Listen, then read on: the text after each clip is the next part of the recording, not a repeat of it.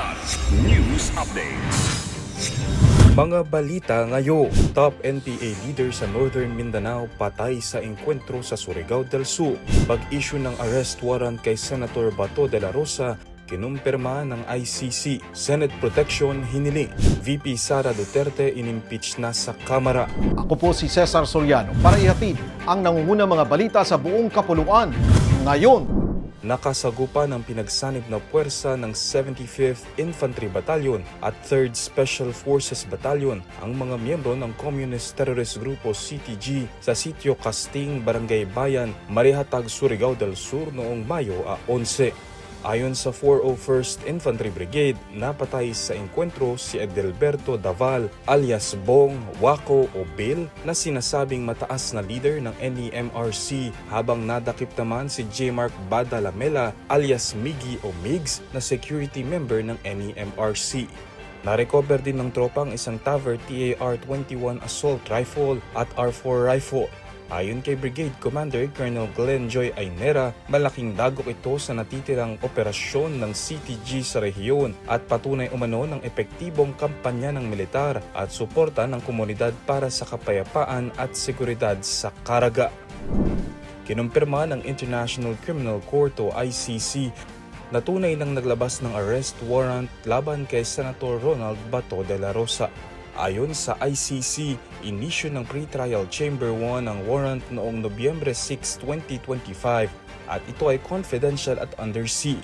Tugma ito sa dokumentong dala ni dating Senador Antonio Trillanes IV nang magtungo siya sa Senado upang umano'y personal na isilbi ito sa mambabatas. Kahapon muling pumasok sa Senado si De La Rosa matapos ang 6 na buwang pagliban sa mga sesyo.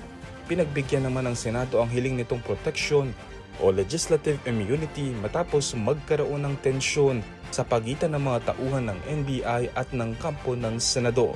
Nauwi pa ito sa pansamantalang lockdown ng Senate building. Samantala, napagkasunduan kagabi ni NBI Director Attorney Melvin Matibag at ni Senate President Alan Peter Cayetano na hindi muna arestuhin si De La Rosa at ibabalik na sa ahensya ang 9 na tauhan ng NBI. Nakipag-ugnayan na rin ng NBI sa ICC at Interpol kaugnay ng naging desisyon. Nagpasya ang House of Representatives na i-impeach si Vice President Sara Duterte sa ikalawang pagkakataon. Sa naging botohan sa plenaryo kahapon, 257 na mambabatas ang pumabor sa impeachment, 25 ang tumutol habang 9 ang nag-abstain.